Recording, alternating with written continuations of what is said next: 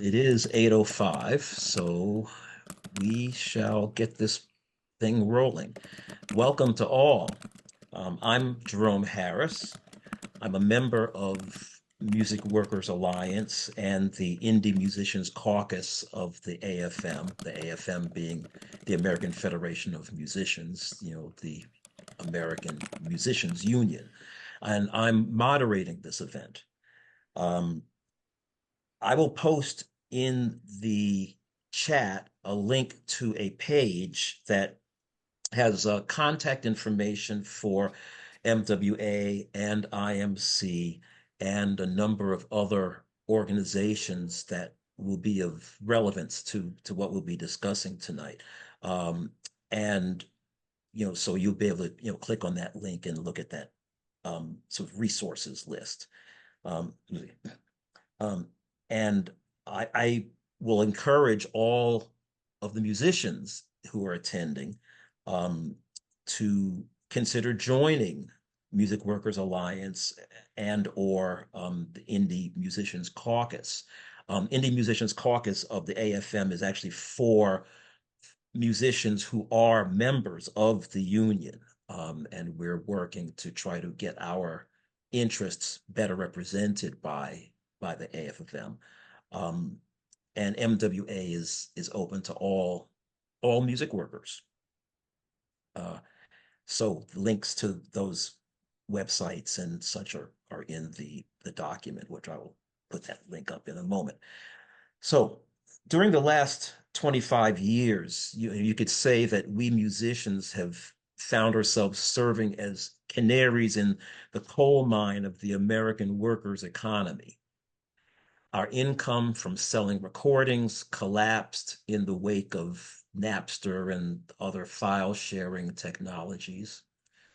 For most of us, that income remains paltry under Spotify's 0.038 cents per stream starvation compensation. Our political representation also has diminished as Silicon Valley corporations outmaneuvered our industry organizations and coalitions and had enough money to essentially buy much of Congress. So now we face another generation of tech entrepreneurs, trying to build their corporate empire on the backs of, creative workers. This time, the technical means is this hyper automated assembly technology of, assembling products that resemble human made culture via generative artificial intelligence. So this webinar event is going to probe and examine that development. It's going to challenge the myth of inevitability that underlies its direction, its ethos, and explore some practical means to fight its corrosive and predatory effects. So I'm going to introduce the panelists now. Dr. Lauren Goodlad is Distinguished Professor at Rutgers University. She's the chair of the Critical AI Interdisciplinary Initiative that's based at Rutgers, and the editor of Critical AI, which is the leading academic journal in the field of AI literacy. And that journal, Critical AI, is published online by Duke University Press. Dr. Goodlad will help us separate computer science fact from corporate jive tonight.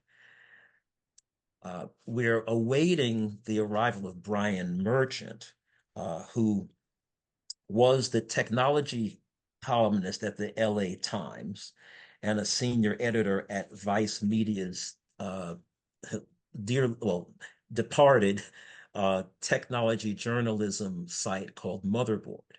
And he's the author of the 2023 book, Blood in the Machine, The Origins of the Rebellion Against Big Tech, which views so-called artificial intelligence in the historical context of earlier industrial revolutions and challenges the current big tech storyline of inevitability. Kevin Erickson is with us. He's a veteran musicians' rights advocate. He's the executive director of the nonprofit organization Future of Music Coalition. He'll help us consider our political options for pushing back on this stuff, including laws for regulating aspects of AI that have been proposed at the federal level. Some legislation has actually been passed in various states. And guitarist and band leader Mark Rebo is here. He's a longtime musician activist and organizer, colleague of mine, fellow plectrist, and he was a co-founder of both Music Workers Alliance and founder of the Indie Musicians Caucus. And he will be speaking on how to push back on this stuff, particularly from a music worker and union member perspective. So it's I should also mention we will make time for and be taking questions from the attendees. At the bottom of your Zoom window, there should be a Q&A button. And if you click on that, you can type questions and I will monitor those and try to make sure that we get to as many of them as we can. All right. So with that, Lauren, would you be willing to start us off? I sure would. I'm going to share my screen because we've got some visuals for you. Okay, I think you can see that. So it's a tremendous pleasure to be part of this webinar. My goal is going to be to give you a general sense of what so-called generative AI is, why musicians are far from the only ones who are skeptical about the hype, attentive to the harms, and eager to mobilize those sentiments for collective and legislative action. So to begin, what is generative AI? The term AI was coined in the 1950s as a Cold War technology involving computing. But until quite recently, AI has mainly been understood by the general public as a theme for science fiction. That's something that the tech industry knows quite well. In fact, for several decades, most scientists working in the field used the much more specific term machine learning, especially after the internet. Cell phones and network devices created huge troves of data that could be used through machine learning to mine and help machines learn to make good predictions. Another word for this is to optimize them to make good predictions. By the 2010s, there was so much data available that machine learning became deep learning. That's that inner circle that you see. But that's just a fancy term for statistical models created from training data that have a lot of layers. That's what makes them deep. So lots and lots of layers of weights passing from one layer to another to give you an output. What this means is that AI, machine learning, deep learning, and the subset of deep learning now called generative AI are all technologies that rely on the statistical modeling of data. They're nothing at all like the sentient androids that you find in science fiction, but it's good marketing to refer to these systems for data-driven statistical modeling as if they were science fiction. And that's why you're now hearing a lot about AI and very little about statistics.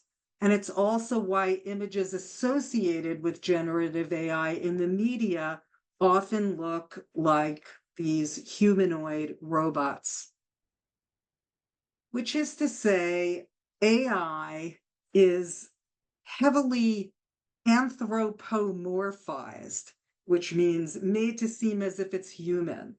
You hear about these models learning, thinking, experiencing, reasoning.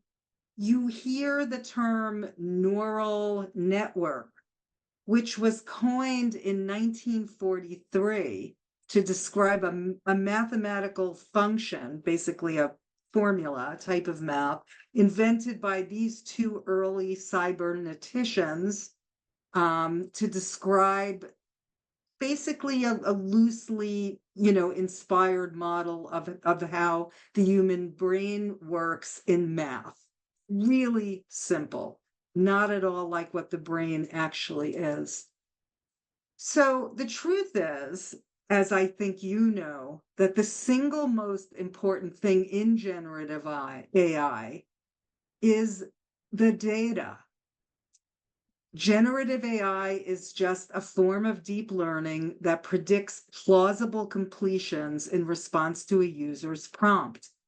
And it's the data, which is why the slide that you're looking at right now shows that generative AI developed into deep learning when it became possible to scrape internet-sized data sets and mine them, building on some innovations in computing power, along with a whole lot of other resources. So, as I hardly need to emphasize for this audience, it's above all that data that enables generative AI to, quote, create music. Interestingly, data is a very neutral sounding word. It actually derives from the Latin for something that is given, but in this context, it's something that is taken, which is to say, recordings of the creative work of musicians like yourselves, which have been scraped for training generative systems, almost always without consent, credit, or compensation. And it's this data gathered from the many in order to create commercial profits for the few, which is the single most important factor in the generation of human-like content, however imperfectly and however dependently on the role of human workers whose annotation of data makes so-called AI seem more human-like and intelligent than it actually is. So to summarize, not only is generative AI not capable of high quality performance and creation like these musicians from 1923, Um, and not only does it really simply come down to mining data at scale with massive computational resources and human annotation, but also the next time you watch, say, Blade Runner, some cool science fiction, or see an advertisement that has a thoughtful robot, please remember that in the real world, generative AI is really just statistics supplemented by human workers. They are disembodied statistical models that do not understand language, images, or music, certainly not in the way that people do.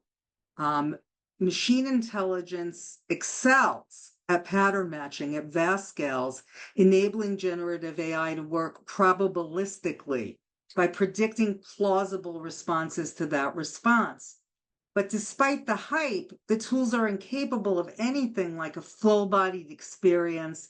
They have no access to the world beyond the user's input, no ability to update themselves between rounds of training, and for all these reasons, no means of evaluating the truthfulness of their linguistic outputs or the aesthetic qualities of their visual or auditory mimicry.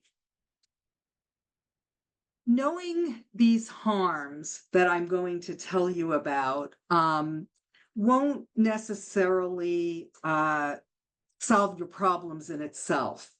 Um, and by the way, the harms in question are real harms, not doomer speculations about super intelligent robot takeover, which is really just the kind of hype that you can put aside. But I hope that this will give you a sense of why these systems remain decidedly unpopular. As you'll hear from others, generative AI, among other things, is a hugely inflated sector, as many believe, a full blown bubble that's been boosted by massive investment by the world's most powerful companies and investors and endless hype. OpenAI, for example, has burned through billions and right now is in the process of fundraising because their resource of intensive type technology is so expensive to create and to run at a price that people are willing to pay for that they lose money in the billions. I want to say before I close by telling you these harms that I believe that data driven machine learning, whether it's called AI or not, is a powerful technology that can do good for the world. In fact, critical AI is not about criticizing in the sense of an undifferentiated thumbs down. It's about empowering your critical faculties, your capacity for judgment, and that has been central to human flourishing throughout all of human history. So, to give you an example, last spring, the FDA approved an AI driven test to predict sepsis. Time will tell if it works well, but the system in question required high quality data and the collaboration of medical experts. Maybe it will save lives. I hope it does. But I bet nobody listening tonight has heard about it because it isn't sexy. It won't create a new $1 trillion market like the big tech companies hope they'll get out of generative AI. And no one will ever mistake a sepsis test for Rutger Hauer. By contrast, generative AI, especially since the release of ChatGPT in November 2022, continues to ride a hype cycle in the face of a surprisingly modest uptake in the business world and a spate of actually existing harms. As Matteo Wang writes perceptively in The Atlantic, the tech industry is asking the world to engage in something like a $1 trillion tautology. He means like a kind of paradox. That is, AI's world transformative potential justifies spending any amount of resources because its evangelists will spend any amount of money to make AI transform the world. That's where we seem to be right now. And this brings me back to those harms that I want to close with. The dubious quality of so much of the undocumented data scraped from the web results in what OpenAI's own researchers admit is a misaligned technology. That's the industry's parlance for a technology that doesn't serve human needs safely and reliably. We're dealing with text and images that recycle endemic falsehoods, conspiracy theories, and racist stereotypes. We're dealing with exploitation, as we have seen, of a global underclass in the US, in the global South. Um, these people are needed to mitigate those harms and make AI seem smarter. And part of that smartness is itself harmful. The first person chatbot style of implementation, which is a deliberate design choice on the part of developers, is harmful in itself because it courts a problem known as the ELIZA effect. That's named after a very simple chatbot created in the 1960s by computer scientist Joseph Weizenbaum, who helped turn the field against chatbots for decades because, as he put it, conversational computer programs could induce powerful delusional thinking in ordinary people who mistake the apparent fluency in linguistic forms for something that's conscious, sentient, or human-like. Yet another problem is the tremendous concentration of power in an already quasi-monopolistic tech sector that lobbies relentlessly. Oops. And there's the expansion of an already pernicious surveillance business model to a product that developers hope consumers will use all day long from cradle to grave. Not to be underestimated is the environmental footprint of so much resource intensive computation, energy and water resources much greater than is required by a simple search engine, at least 10 times more than simple search. And it's quite possibly underreported by as much as 7 times, according to a recent article in The Guardian, and has relegated the promise of zero carbon to a quaint pre arms race fantasy. In addition, there's, of course, the malicious use of models to disseminate agitprop, conspiracy theories, non-consensual porn, political interference.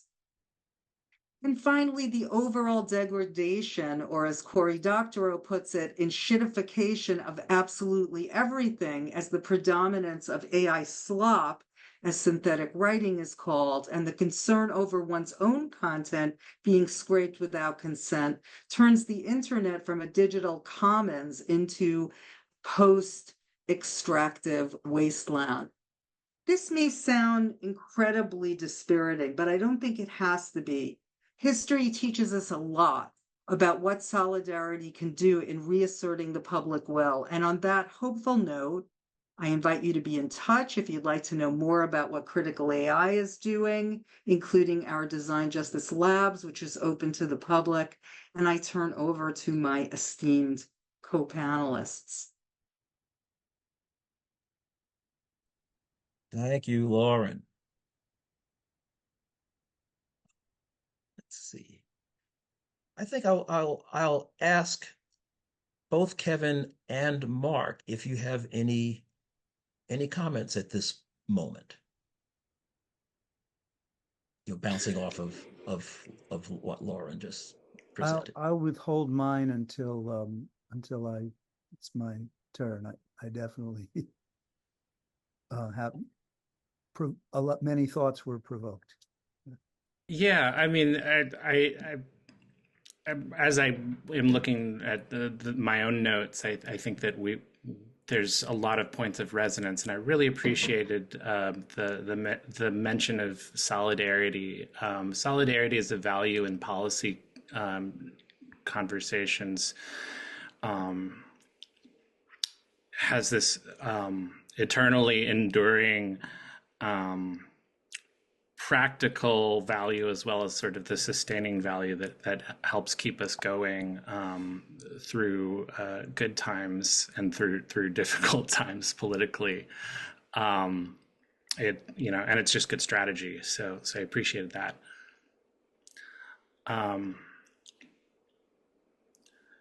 Brian is just joining us. I don't know if he wants to take a minute to settle in, and I could go quickly, or if he's ready to go, he could jump right in. I'd be happy. I will ask. So the host Great. I was is just going to turning on my video there. Yeah.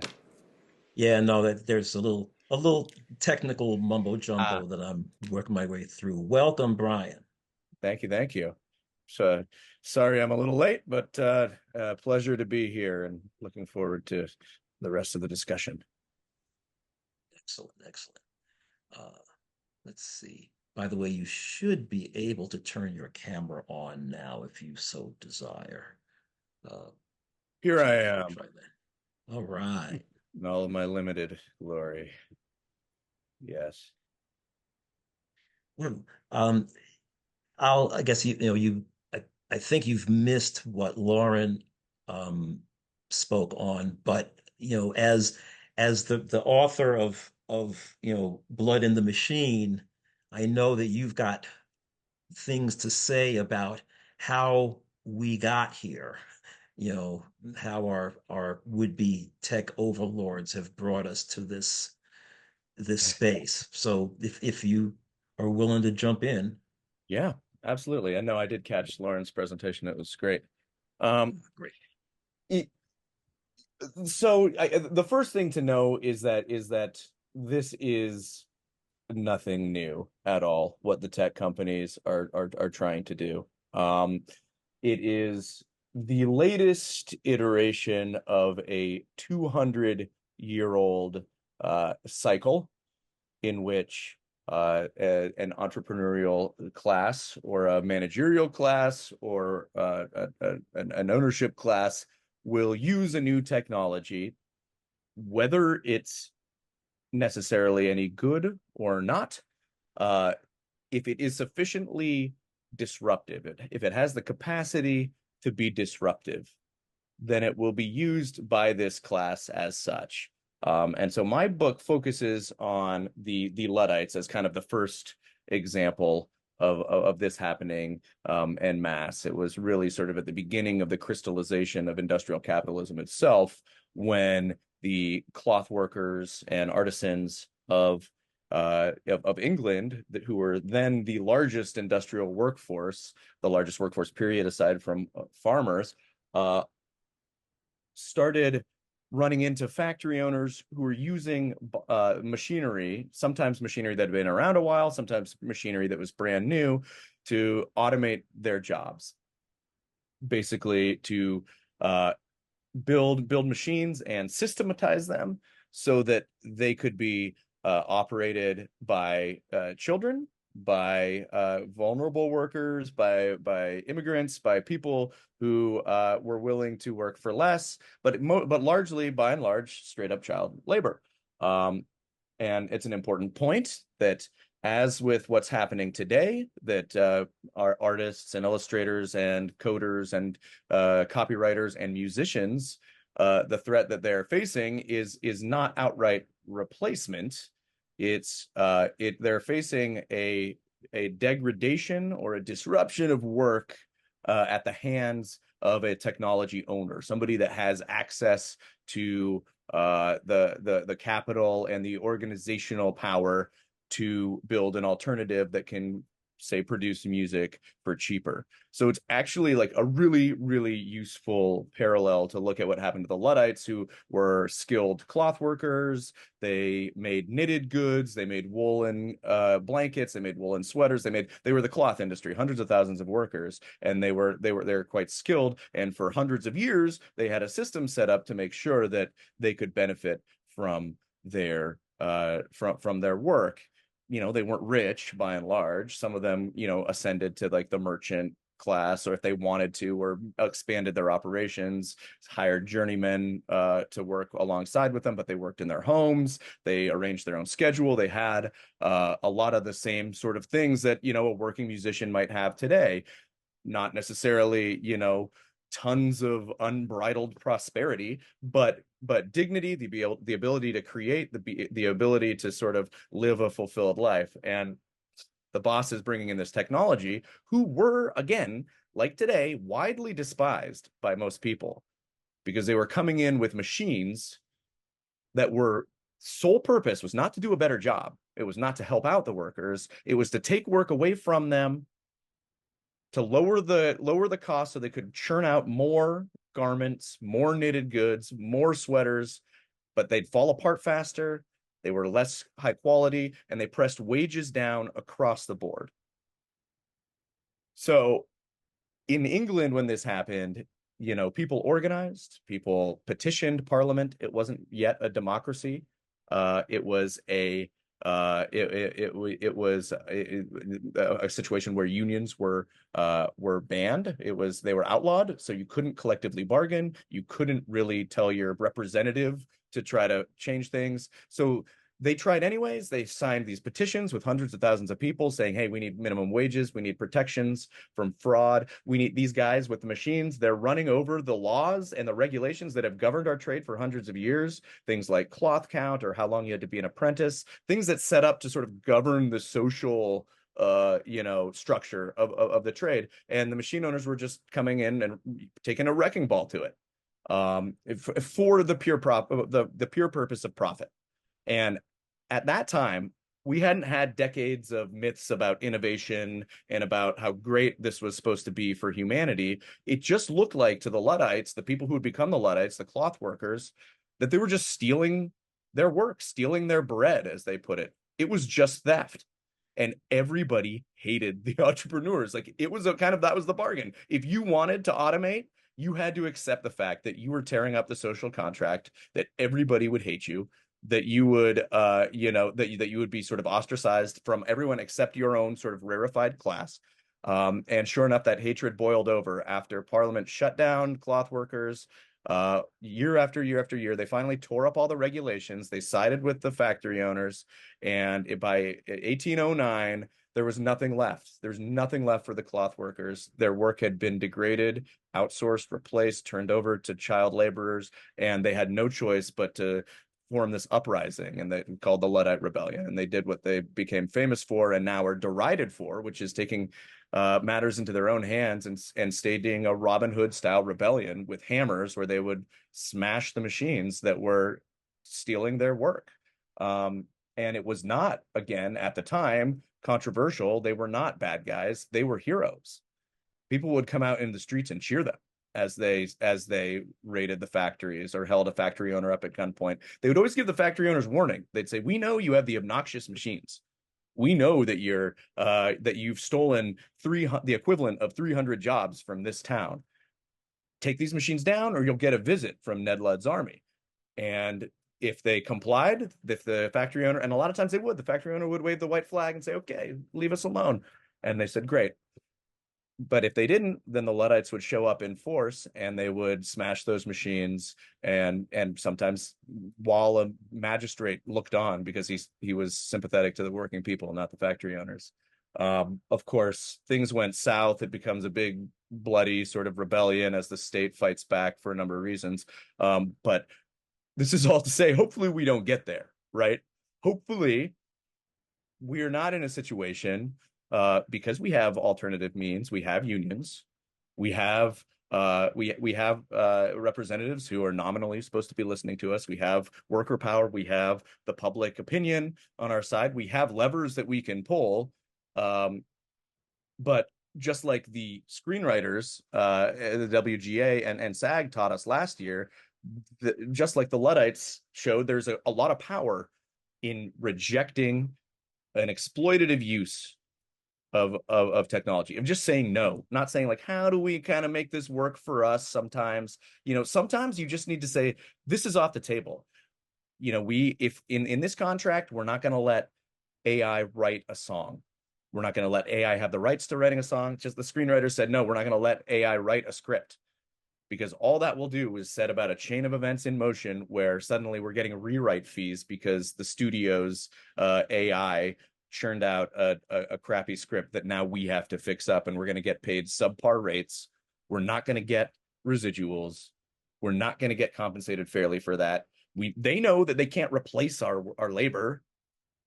They know that they can't replace it right out. They can degrade it. They can say, okay, well, why don't we pay you a little bit less, because things are different now. And it's the same old story. It's happened over and over and over.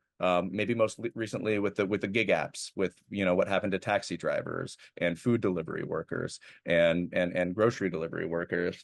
That's just another form of automation. It just didn't have the word AI in it. So it's always happening. We have to be on guard. We have to be willing to say no, and realize that what the tech companies, the number one thing that they do not want us to realize is that there is power in refusal. There's power in saying no. There is solidarity in saying no. And so we can reject certain uses of AI. We can reject AI outright if that's what a union wants to do. I've spoken to a lot of unions. There's a spectrum of thought and that goes into how different groups approach this. The Animators Guild, who I recently spoke with, Mike Rionda at length, who's been a leader in that movement. Their stance is no. AI will not be used to animate our work. The AI will not be used in the animation process and the art process. If there are other, processes that maybe it wants to do, but we're holding out for no, because otherwise we begin to relinquish power. So yeah, I'll leave it there. I hope any of that is useful or applicable. I'm happy to chime in more or discuss more later. Thanks, Brian. Great. Any comments from the other panelists at this juncture? Rock on. Right on, soul power. All right. So um, we'll move on now to hear from Kevin Erickson, who I mentioned, is a long time, you know, musicians' rights advocate. Actually, I attended, oh gosh, it's got to be over 10 years ago, a policy uh, forum event that Future of Music Coalition, the organization that he heads, um, you know, sponsored, produced for a while down in Washington. It was very enlightening.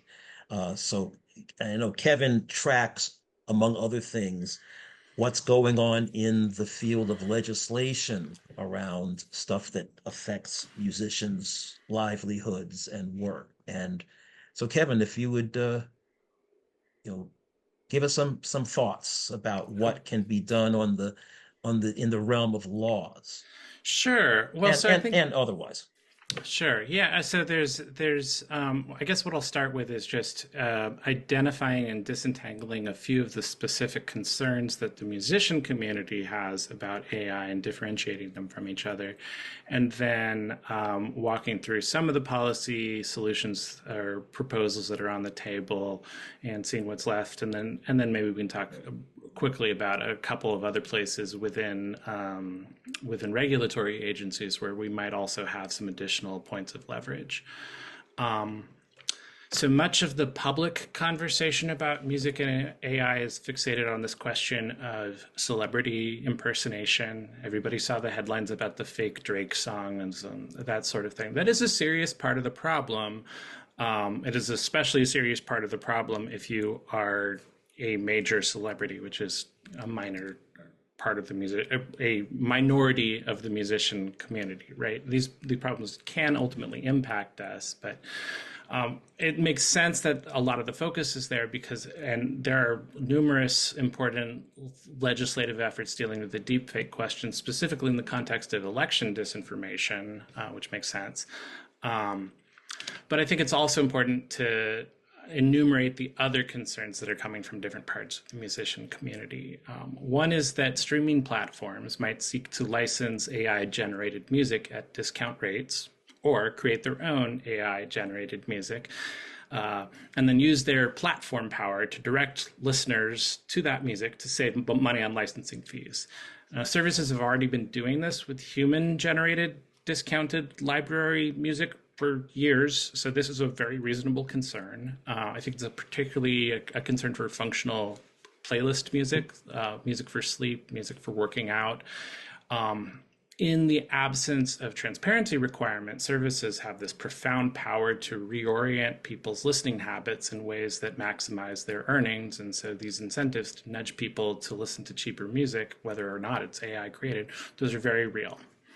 Another related concern is that the oversupply of AI generated music puts this downward pressure on licensing negotiations. And so the rates that every artist ends up earning for the same uses that they're licensing their music for now, those rates will go down. Still another concern is AI-assisted fraud. You may have seen a couple weeks ago, charges were filed by the Department of Justice against a musician named Michael Smith, who was able to siphon $10 million of royalties away from artists who actually earned it to himself. Here, both the music was entirely AI generated and the listeners were also automated bots.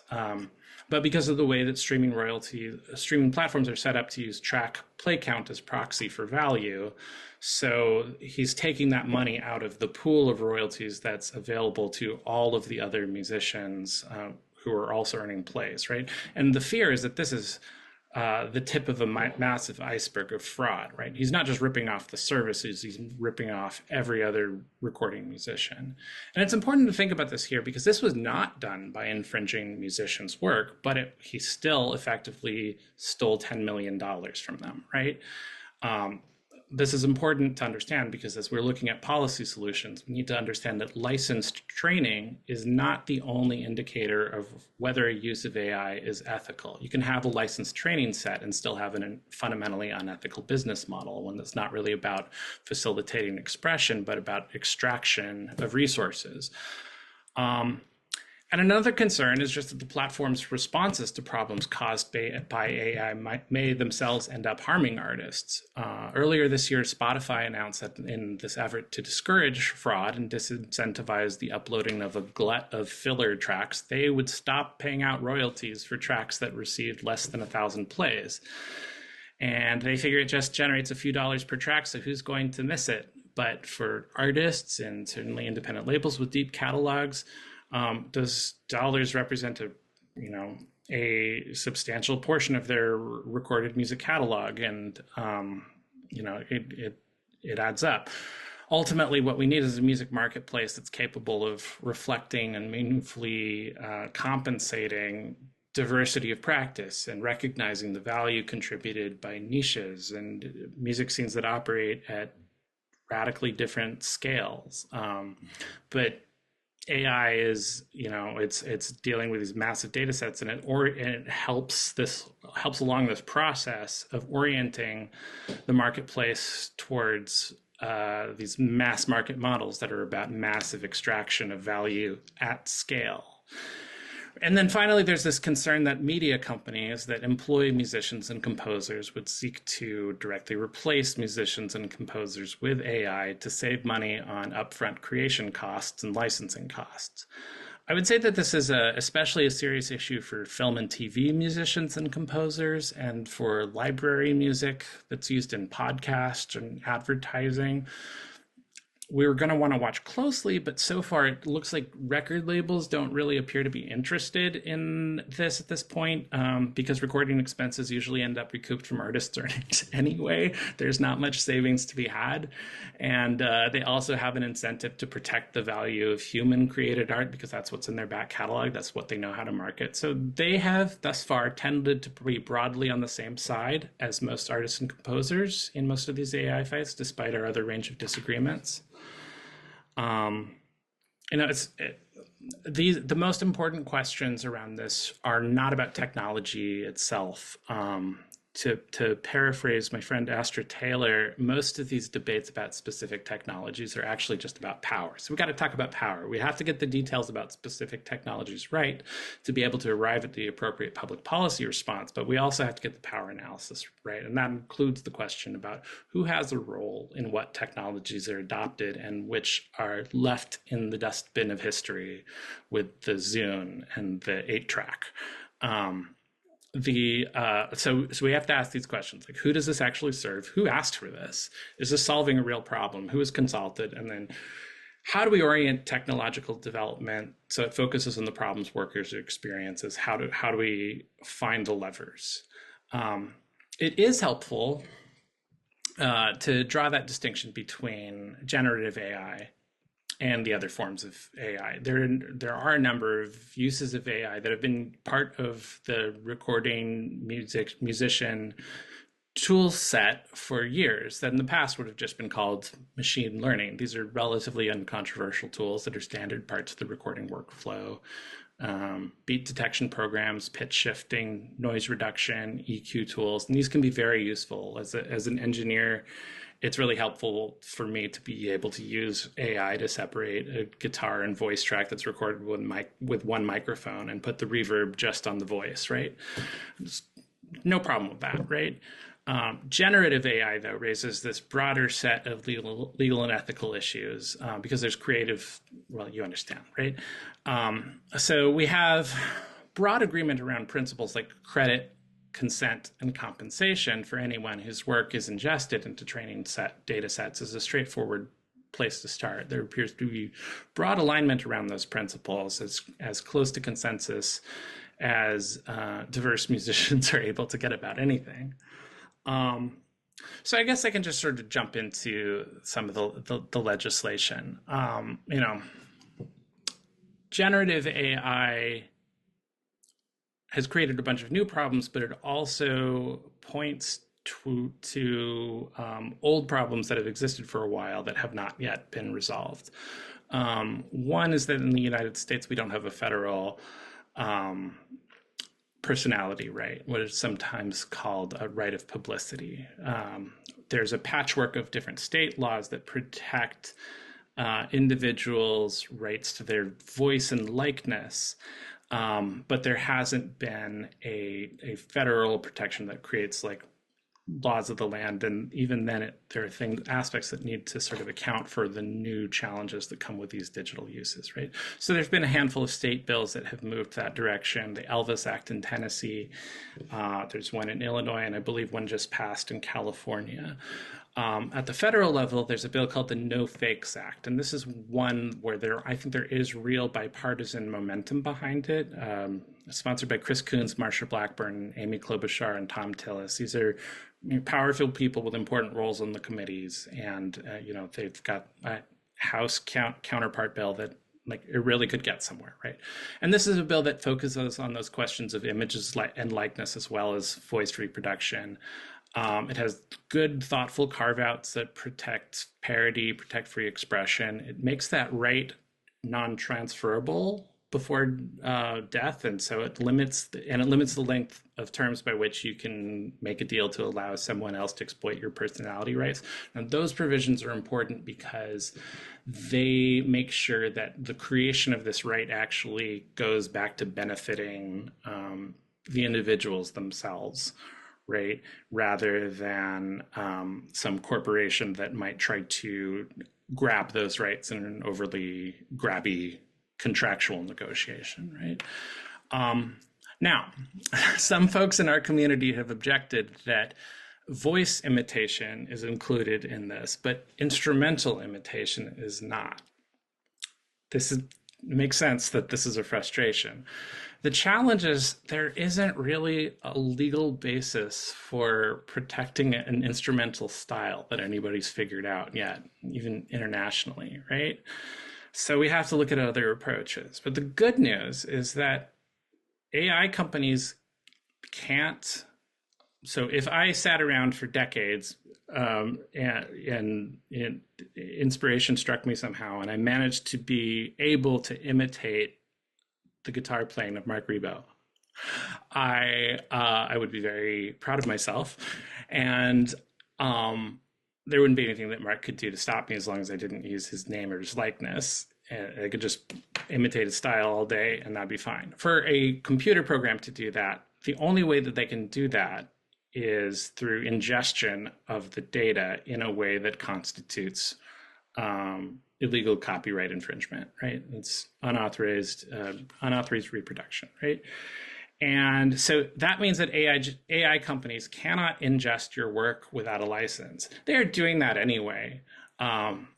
But if they do that, they are understood by many legal scholars to be committing copyright infringement. Now, there are lawsuits in progress that are likely to establish some case law around this. The recording industries are pursuing these against a couple of the largest and most egregious violators. But they're doing that with the overwhelming support of a broad diversity of music creators. So we're going to have to watch that closely. I expect that will go well. And additionally, there's a couple other points of leverage. Adam Schiff has a good bill called the Generative AI Copyright Disclosure Act, which just requires companies to release to the copyright a notice of a list of all the works used in the training data set that they created. So that's using disclosure and transparency as the source of leverage. And in part, that's also because requiring the companies to say what they're ingesting into their data sets is basically outing that activity, which is, from our perspective, clearly illegal. There's another interesting bill called the Content Origin Protection and Integrity from Edited and Deepfaked Media Act, or the Copied Act. This is another bipartisan bill, and that focuses on having the Department of Commerce act to develop standards for metadata identification, for identifying where the material came from. And so it means that if you're providing that metadata, that what they call provenance information, where it came from, digitally in your files, and then somebody uses it anyway to create a generative AI output, that's against the law, and then you have a new private right of action to go after them that is not rooted in copyright. It's a new form of recourse, right? Now, I think this is a very interesting idea. I have to be honest and say this one is kind of a long shot, at least in its current form and its prospects for moving forward at this moment. It doesn't have the kind of carve-outs for parody and satire that No Fakes Act done, and it just hasn't had the groundswell of support that we've seen. Interesting idea, worth being part of the conversation, worth monitoring closely as well. And then finally, I would say it's important to address the platform's roles in this. For example, you might have seen, like with that recent fraud case, one of the problems is neither AI firms nor streaming services have any incentive to really sit down with individual creators and talk about platform design issues, including the platform design issues that incentivize labor replacement, that incentivize fraud. There's a bill called the Protect Working Musicians Act, sponsored by Deborah Ross, that would require dominant music streaming services as well as AI firms to engage in good faith collective negotiation with musicians over any work that they might be hosting on that platform, right?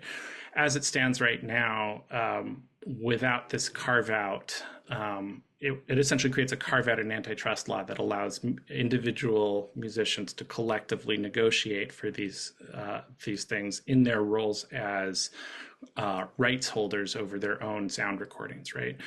In the absence of that carve out, if musicians tried to collectively negotiate with Spotify or with OpenAI or something like that, they could be the target of an antitrust lawsuit calling them an illegal cartel. So the Protect Working Musicians Act, in addition to dealing with a bunch of other inequities that are currently happening on streaming services, could be potentially very helpful in the AI fights.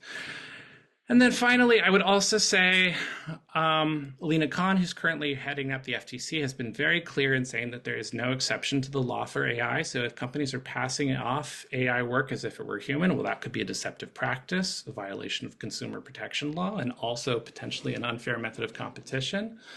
FTC is one of the agencies that's charged with going after fraud and corporate misbehavior. And they've said that if platforms are using AI to generate new works to unfairly compete against the work that it was trained on, well, that could be a violation of the FTC Act, right? Among other things, I would encourage you to report any fraud that you see directly. You can do that just at fraud.ftc.gov. One more thing, I've talked about legislation and approaches that are intended to solve problems. We also need to be vigilant about legislation and policy initiatives that are causing new problems. For example, in California, a bill that was intended to address problems of the Google and the ad tech duopoly draining money out of journalism was killed at the last minute in favor of a terrible deal that funneled a bunch of money to generative AI incubators. Makes no sense at all. Brian did a good job of covering this on his Substack if you want to check that out. But over the objections of unions representing journalists. But yes, the good news in all of this is that we have a creative community that is largely on the same page about the big picture principles, and that is a strong place to start from. As Brian said, public sentiment does appear to be on our side. This is a moment where maybe we can stop being mystified by technology and just focus on those questions of power that underlie it all. We've got to claim a place at the table and commit to showing up for all of these hard conversations.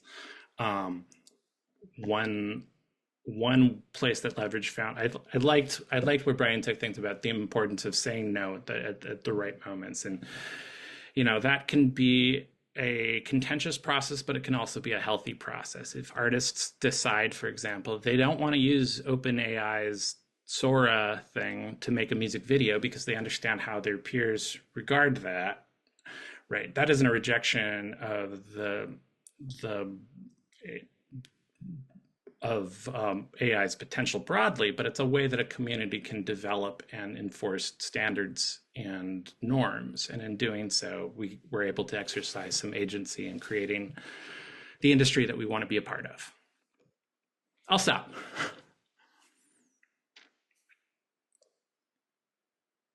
Great. Thank you. Thank you there, Kevin.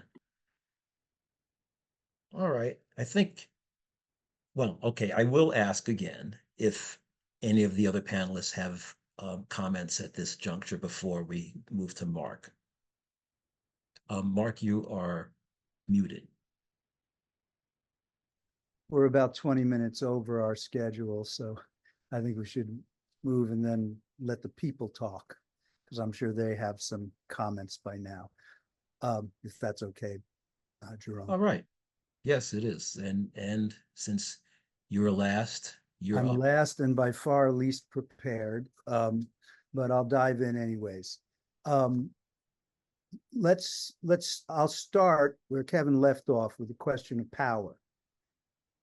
And with Brian's comment about how the SAG-AFTRA and WGA strikes against the AMPTP, largely over the issue of that's the American Motion Picture and Television Producers, the film people, largely over the issue of AI, shown a big light on the power of saying no.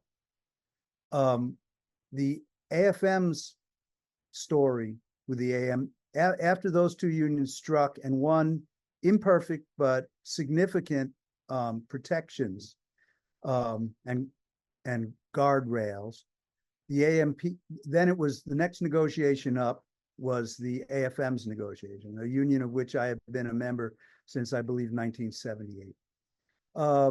But it revealed something, it shone a light on something quite different than our power. What happened during the negotiations was, first of all, those unions, SAG and WGA, didn't simply strike. They prepared to strike, a process that takes years leading up to the negotiations.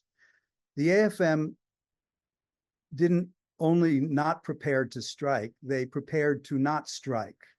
The members were extremely concerned about and remain extremely concerned about AI, regardless of if even half of it, regardless of if it's hype and largely hype and mythologized, it still has the potential for huge havoc in our lives. For example, I think Lauren and Kevin mentioned the areas, but I'll add one more.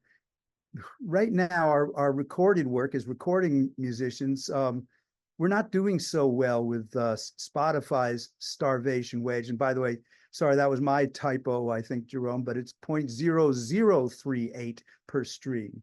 It's unsustainable for most of us. And if those few record companies that still actually do give advances on record costs do so largely because they hope to recoup from film licensing, film, television, commercial licensing. Now, this is an area, I don't think we have to worry about AI robots performing at our next classical or rock concerts. Although if you told me 40 years ago that a guy in a mouse suit was going to get $100,000 for pretending to switch the dials on his mixtape for an hour, I wouldn't have believed you. But still, I don't think that's the concern. But what's a real concern, in addition to the areas Kevin mentioned, what's a huge concern is that film music is largely perceived unconsciously. It's largely, you don't notice it, and you don't notice it if it's decent, you don't notice it. And this and other functional musics, let me put it this way, I've known more than one low-budget filmmaker, and if they are facing the choice between doing something that's not so great and paying 20 grand, that's not so great and free, and paying 20, 30 grand, we're talking, mid-market, low budget documentary film work, this type of film work, then they're going to go with the free. I mean, I love my filmmaker friends, but I know how it rolls. So this has a potential for huge harm. but it doesn't have not all musicians are equally affected by this harm. For example, right now, um, right now, it is elite. You cannot copyright a an AI generated piece of music, and major Hollywood studios need to copyright their scores because they need to control their film scores because they need to control downstream uses and forms of profit. For example, original soundtrack albums and all these their own kind of licensing regime. How so? Those musicians are basically protected in some ways for now. So it was not a priority. The musicians who play on the rest, mid-market and down-market films, for example, are not protected. And it may sound like these types of films are marginal. And in terms of market share, perhaps they're not the huge majority. But in terms of number of musicians who are employed, they are the huge majority. Okay, because also we're talking about indie. We're not talking about tiny marginal films. We're talking about a lot of indie film production, much of which, by the way, is licensed by is created by subsidiaries of the major AMPTP companies. So we're not talking about some tiny area of the economy. But there's a big difference between the musicians who play on those scores of the indie subsidiaries and the mid-market and down-market productions, and the musicians who shaped the AFM's negotiations with the AMPTP. And the difference is that almost all the unionized work is the people doing the most unionized work is most unionized film work that remains is LA-based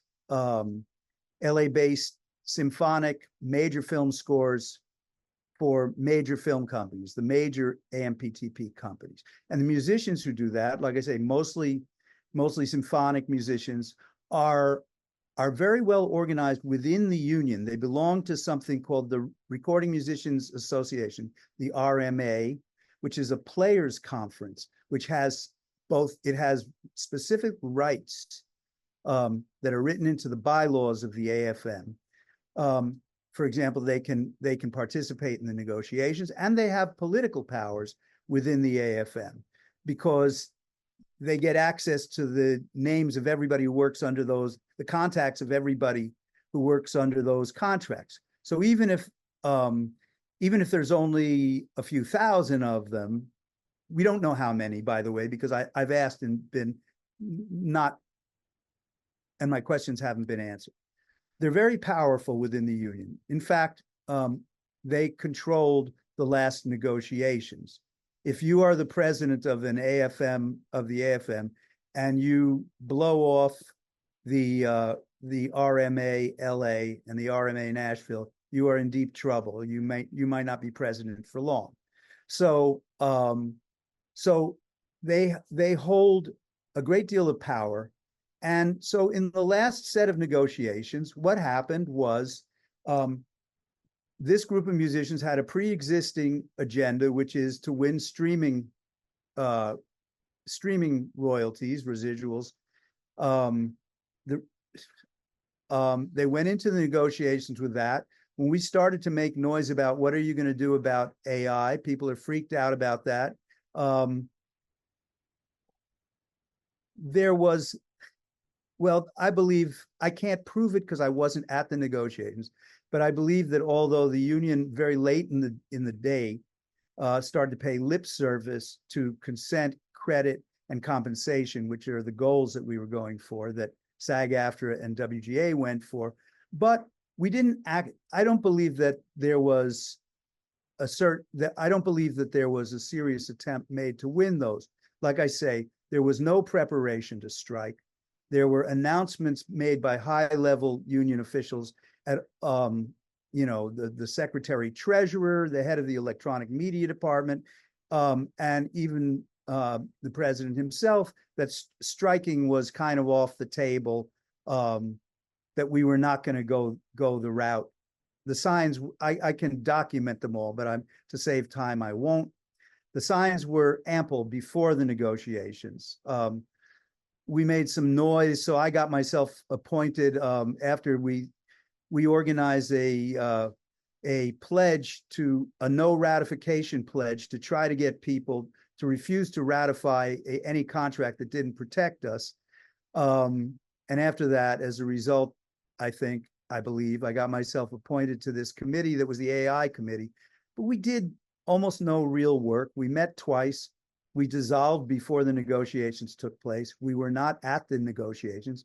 We were appointed, not. And as far as seeing the actual contract language, we got to see it in a Zoom meeting, or we got to see whatever part of it the moderator felt like scrolling to. We couldn't download it, so we couldn't study it. We were not really empowered. We were effectively a rubber stamp committee, and we had no empowerment within the negotiations. So, unsurprisingly, what came out of the negotiations was not strong. Okay, as I believe Brian was saying, or perhaps it was Kevin, I forget. WGA shut it down. No scores. No generative AI scripts. SAG-AFTRA didn't shut it down, but every single member has a right of refusal, and they have to be notified before they go to the session that that their music will be ingested, that this will be used for AI, processed by AI. Our notification, we have no right of refusal. There's no prior notification. The notification is left to the goodwill of the of whoever's the boss is, and in fact the notification doesn't have to take place until after the film is screened. So this is very weak, and there's a lot of other weakness that I could go to. In particular, there's not even any mention. It mentions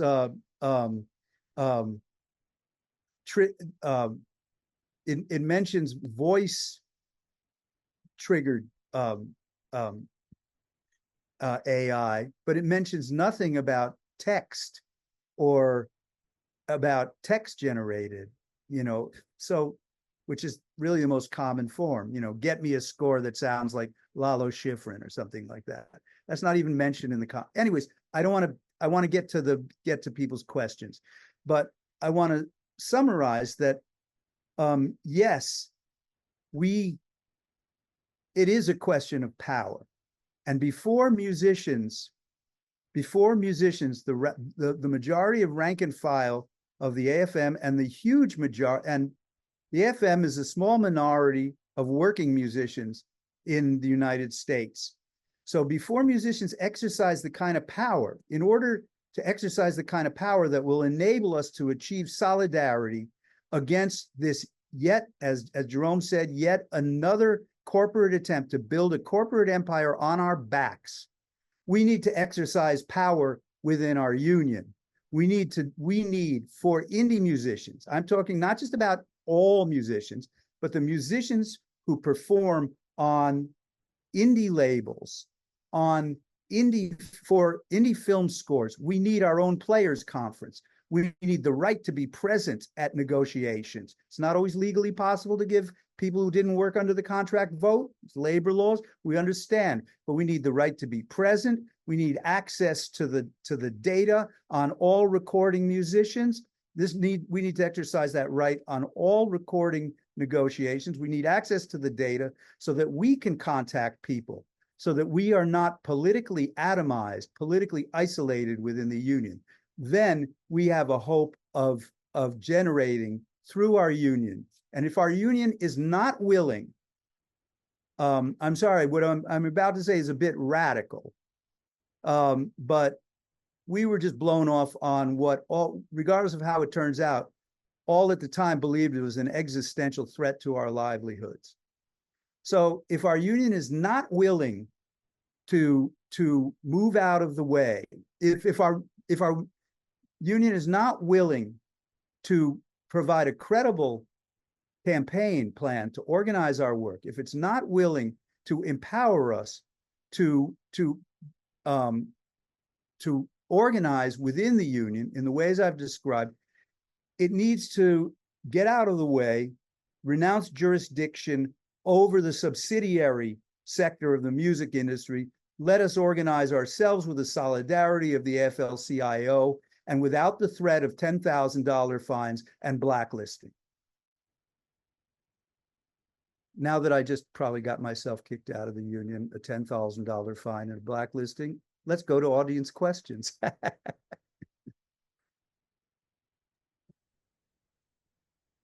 All right. Well, there's one question I can, easily field here, which is comes from Rebecca Haas. Will there be a replay of this webinar sent out afterward? And we are recording, and we haven't decided exactly where to post it or, other details of how to distribute it, but it will be made available. And I saw that there were two additional questions that I already answered in text in the Q&A, but I can just read them real quickly.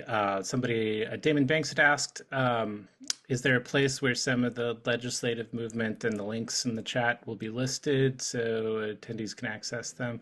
I assume MWA folks are going to email folks a link to that document they've got together at the closes of this event. But I would also encourage folks to check out the Human Artistry Campaign, which is a campaign that MWA has endorsed, FMC has endorsed, the AFM has endorsed. You can check that out at humanartistrycampaign.com. It's a good resource that will continue to be updated. And then Ken Hathfield asks about laws being proposed that would require consumer disclosure when music or other content that's generated or created by generative AI is out there, similar to the GMO stickers notifying consumers that GMOs are in their food and grocery stores. The short answer is yes. There is a bill that Tom Keene introduced in the House. There's a bill that Senator Schatz introduced in the Senate. I don't know. I don't know what the odds on those bills moving forward are. They may be more in the vein of message bills, but it is a policy idea that numerous countries have been exploring. I believe that there's already some European jurisdictions that have adopted similar measures. Great, thank you. There's a question in the Q&A from Josh Sinton. He asks, is the primary issue as far as the effects of AI in recorded work? So I think he's asking, is recorded music the main area where, we can see problems caused by generative AI? I can tell you from my, looking at the issue, the answer is yes for now. Lauren, I see you nodding your head. Do you want to take that? Yeah, for now. I mean, the need for data is rapacious, so much so that companies in the quest for data are trying on maybe listening to phone calls.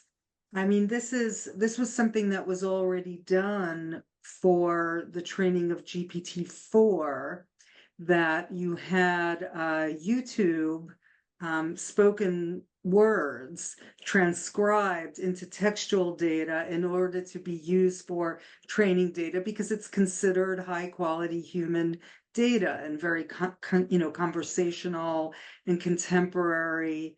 So I wouldn't rule out, what do I know, right? But I would not rule out performances being recorded for, training data without consent, credit, and compensation. I think it's not inconceivable. I Do mean, you agree, Brian? given the volume of live performances that end up on YouTube, and the fact that multiple of these firms have been found scraping YouTube for their training data, I think that's probably already happening. Yeah. Good point. It probably is happening. And if I could chime in about a indirect way where live music performance may be eventually, impacted by what goes on in the recording zone. Um, there's Suno AI, one of the companies that has a AI music, AI song generator technology. Their head said that his goal is to, quote, democratize music. Now that all sounds very well and good. Um, but there is I think more than a chance. I mean, it's currently kind of happening, a dilution of the market for human created recordings, um, you know, by the production of, a lot of what you could call, junk food music, and some of what's going on Spotify with their functional music, where there's, it's been documented there's like one, a limited number of people who are cranking out, thousands of tracks of, jazz piano for studying, or chill out hip hop for, for driving. This it would if when people audiences start forming their tastes around this stuff, this has real potential for weakening the live music market in some very ways, in various ways, and to an extent. Mark, I see you raising your hand. Yeah, I'd like to address that. There, when we talk about live music, we're talking about a lot of different things. It has a lot of different functions. There are different economies at work. Okay, so for example, a hotel bar pianist is in one economy, but when you see these people who are touring through your town at the rock club where you and a different band plays there every night, or people touring in Europe or around the world, the friends or you, if you're a musician, who are running around the world or touring. This is related to the record industry. We are touring to promote records. We are touring to get buzz for records, to develop the material for records. It's part of the record industry. In fact, record companies used to subsidize tours. It was called, this shows how old I am. It was called tour support, but it didn't go away, by the way, until post Napster. It didn't vanish entirely. Okay, so it affects recordings because it affects who can participate. Because the more our recording economy is destroyed, the more right now it's an expense, a loss leader for most musicians to make a record. So this you have to have a record to tour on those circuits. So the more it costs to make, the less we make from the sale of our or streaming of our record, the more it costs to make a record. The fewer people other than the independently wealthy can participate. This is not democracy. This is structural racism. It's structural sexism. And so it very much, it doesn't affect live music in the sense of a robot is going to stand up on the stage and play like Jimi Hendrix. Okay? It affects live music because Jimi Hendrix would have never been able to conceptualize becoming a musician. And that affects music. I would also say that it's instructive to look at some of the same firms, some of the same lobbying outfits, and AstroTurf organizations that have been mobilizing on behalf of the AI firms and big tech generally, are also mobilizing on behalf of the same companies that have been blocking the ticketing reforms that musicians have been advocating for the StubHub, SeatGeek, Vivid Seats, right? Chamber of Progress backing all of them. Um, uh, what's the other one? Is it Tech Freedom? It's one of the right wing tech tech lobby firms. Like the point of commonality there is that they're using this automated technology controlled by a handful of people to extract as much value away from the people that actually create the value as possible. And degrading the experience that music fans have in the process. Yeah. There's a question from Ben Bierman for Brian. He asks, could Brian speak more about what he means by saying no?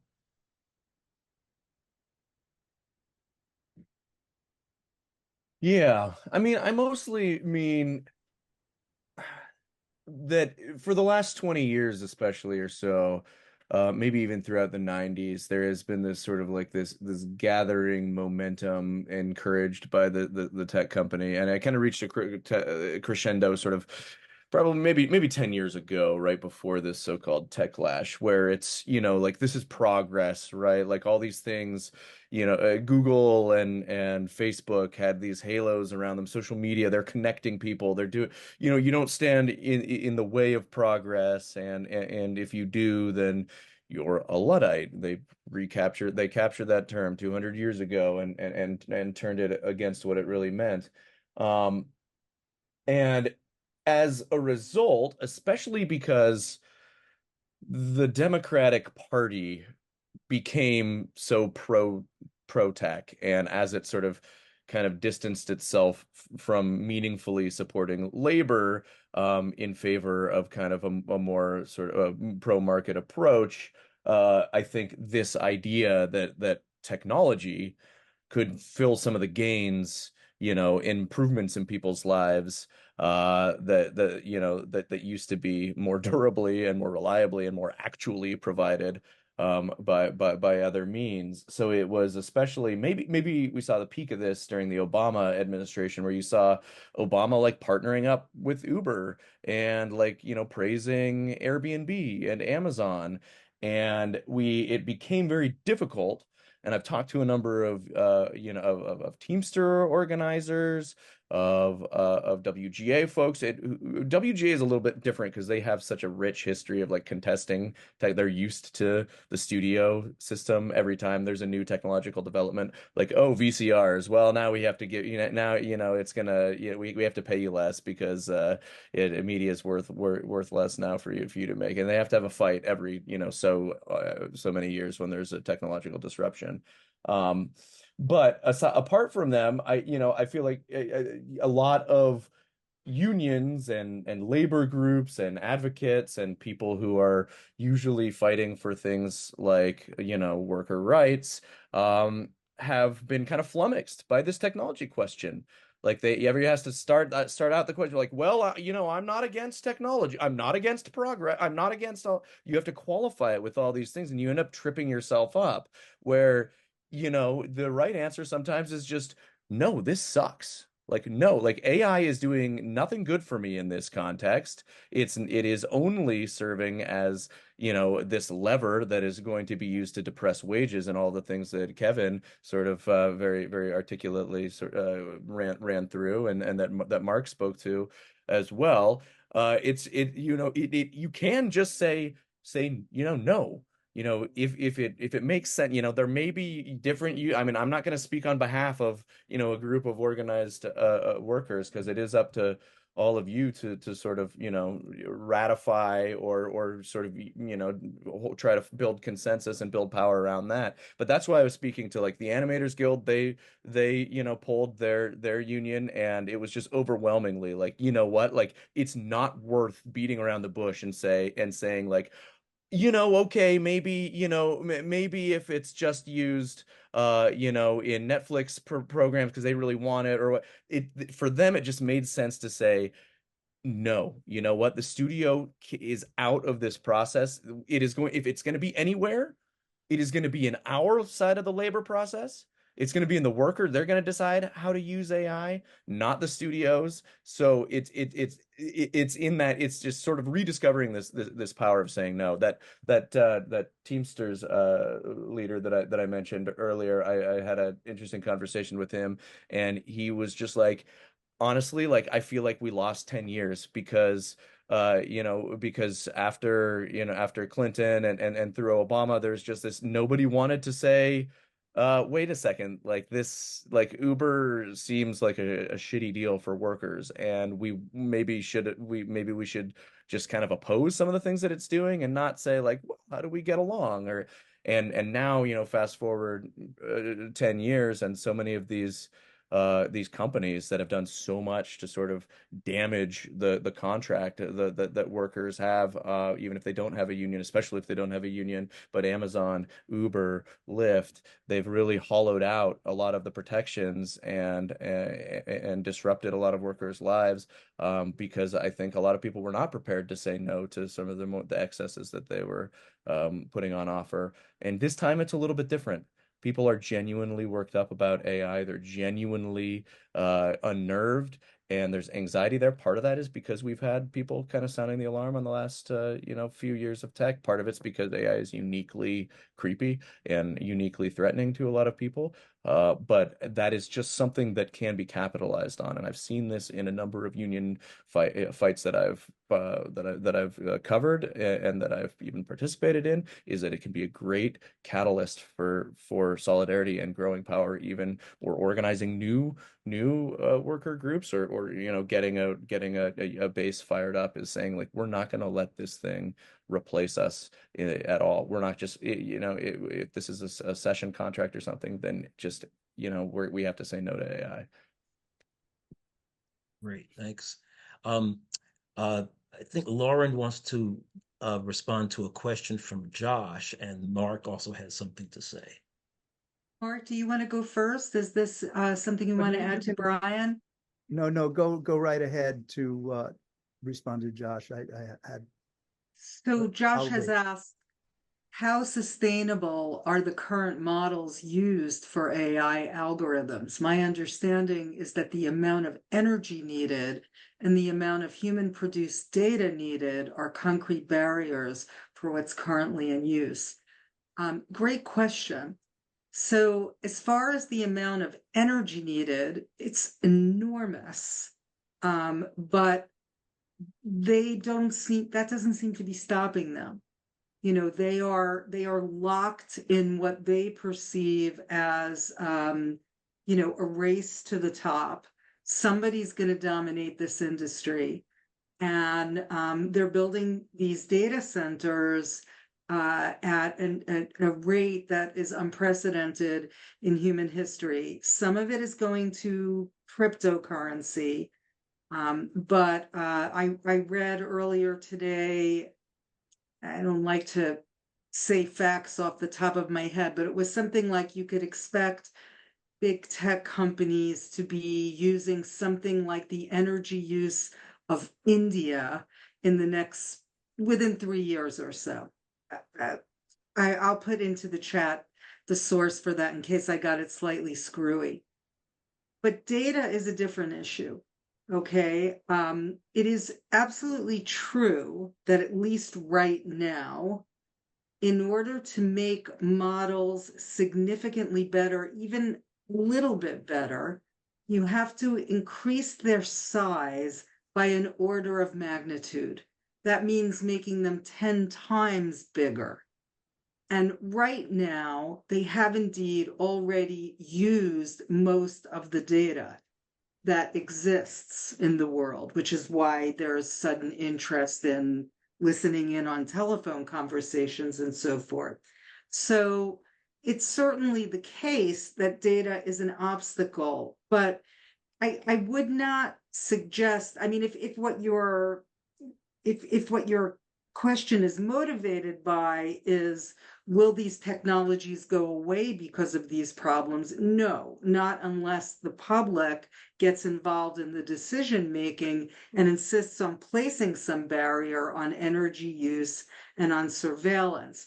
If the question is more of the kind of thing that AI researchers themselves are interested in, is synthetic data any good? Right now, no, it's terrible. In fact, the models crash when they're trained on synthetic data. I don't know if that's as true for music, but I suspect it's true for everything. The probable creates the probable creates the probable. It just becomes awful. So, it really, people need to be vigilant and resist this technology in a way that speaks to their solidarity with other people. Really, no one. Either people don't know about it and don't want to know, or they dislike it. Very few people who aren't actual insiders are excited about it because it's breaking everything. I mean, just think about it. The reason Google was allowed to crawl and index people's information was so that people would go to blogs and websites. Now, Google wants to simply synthesize that information. That's breaking a social compact. That's not an internet that belongs to all of us. That's just theft.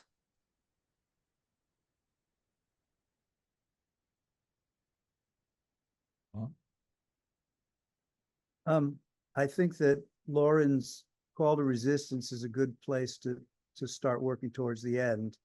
I think we're already over when we said we would go. Is that correct? We are. Brian had his hands raised. I just wanted to correct Okay. myself for the purpose of the folks who might be watching on the replay. The right-wing think tank that I was thinking of was Net Choice, not Tech Freedom. There are a whole lot of um, right-wing think tanks with views that I find objectionable, but I want to be make sure, for the sake of accuracy, that I'm getting the right one. Thanks for that. Okay. I also wanted to correct an impression. I think that there is some good news. I mean, from the AFM side of things, they clearly did not intend to strike on this issue and clearly avoided that. Good news is that I think they seem to be making good. The union seems to be making good on the promise to try to address it legislatively. I heard from a member of the International Executive Board that California locals are supported by the National, are trying to introduce legislation in the California state legislature to block ingestion without consent. And this would be this would be wonderful if they can pull it off. It could be reproduced in other states. It's a little similar to one of the other bills that Kevin mentioned before. So that's one thing I wanted to say. Oh, and what makes me somewhat optimistic about is that the union has, I mean, when you hear that an institution has the intention of doing something, usually I'm usually skeptical unless I see budget. And I see that they have hired Ben Kessler, who's a new political director who has a background as a copyright lawyer and has been in the artist rights fight on other issues. So that causes for optimism about on the legislative side with the AFM, and we hope they follow through. But my last statement needs to be to copy the resource list that Jerome posted in the chat. We need all hands on deck for this. First, let's get rid of the orange-haired guy, and then, unfortunately, it's not only right-wing think tanks on this. There's a lot of what political philosopher Nancy Fraser called progressive neoliberalism. That is No, certainly radicalizes. Chamber of Progress, who I mentioned, is in that category. Yeah. There's more than one. So we need us, no one's going to do anything if it's not we, the ones who are affected, the people who are being threatened, who are being made precarious. So please download that, the resource list. If you're an indie musician of any type, join MWA. If you're a union indie musician, join Indie Musicians Caucus. I can also recommend the Artists' Rights Alliance is doing tremendous work legislatively. And there it is. We'll see you.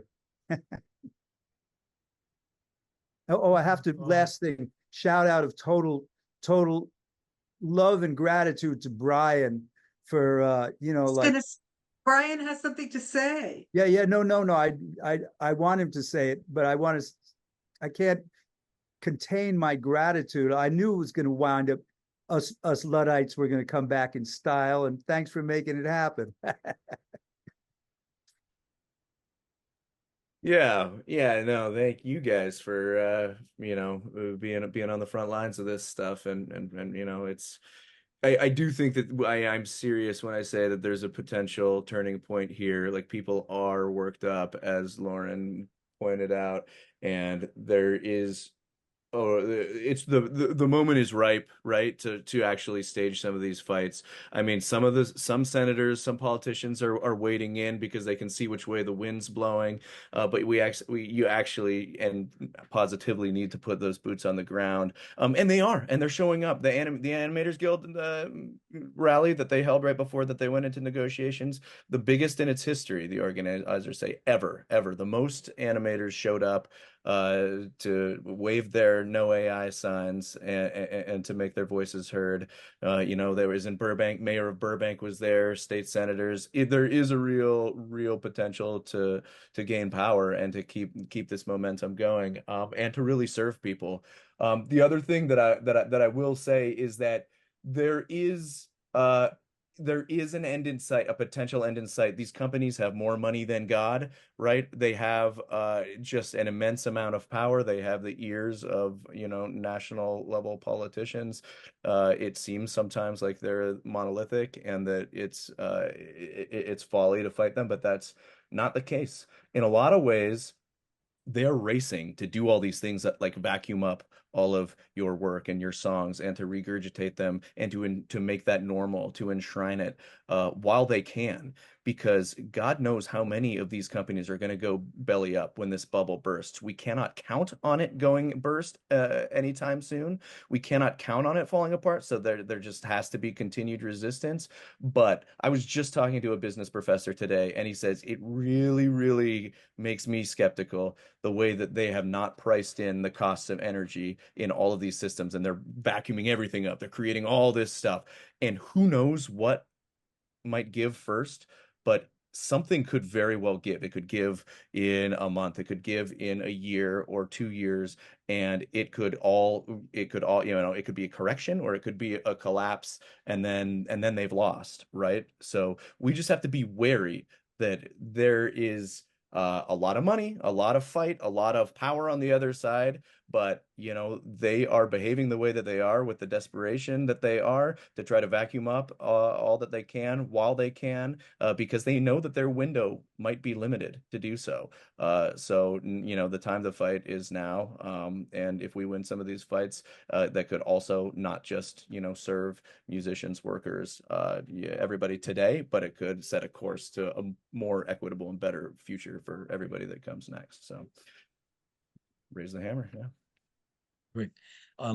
Even though we are past the hour and a half point, there was some links out there that suggested that we were going to go to 10 o'clock. I'm not holding us to going till 10 o'clock, but several people have asked a question, questions that I'll try to kind of smush together into one, and perhaps, folks could weigh in on them.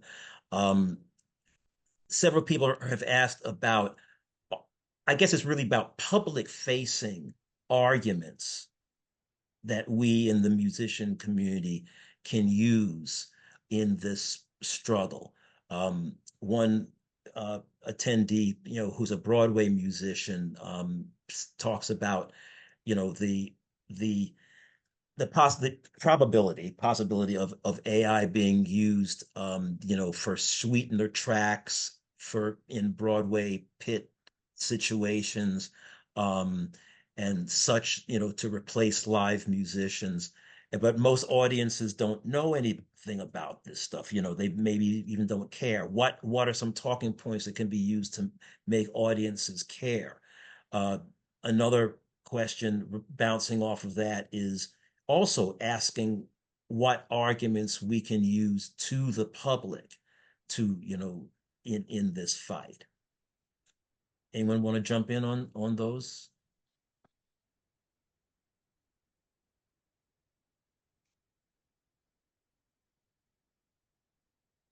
I'm not an expert on the music, I mean, I love music. I actually worked at Tower Records for what that's worth when I was a graduate student. So I identify as a person who loves music, but with zero talent.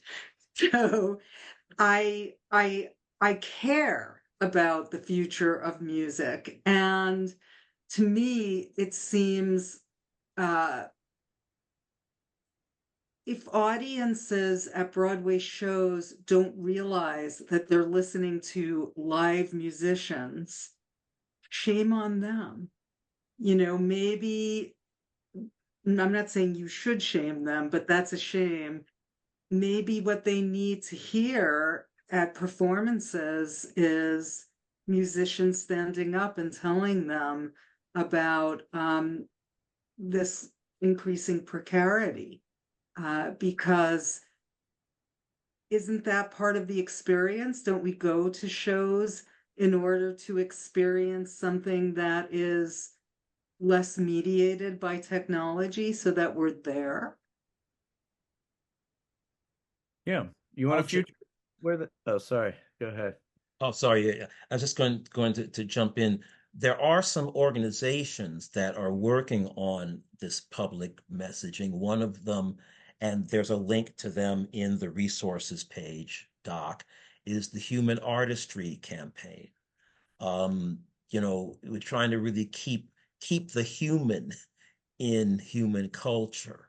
And I think there's going to be an increasing amount of public discussion about that as we see, uh, this corrosive tech wave, substituting what I kind of call, machine assembled music like products. I'm sort of bouncing off of Michael Pollan's terminology about, hyper processed foods here. It's like, edible food like substances. We're going to be having, listen, barely listenable, machine assembled music like sounds trying to crowd us out. And uh, I think a lot of the public facing argument is going to be in that sort of territory. But check out Human Artistry Campaign, among other links that are in the resources page. Sounds like the review of my last gig.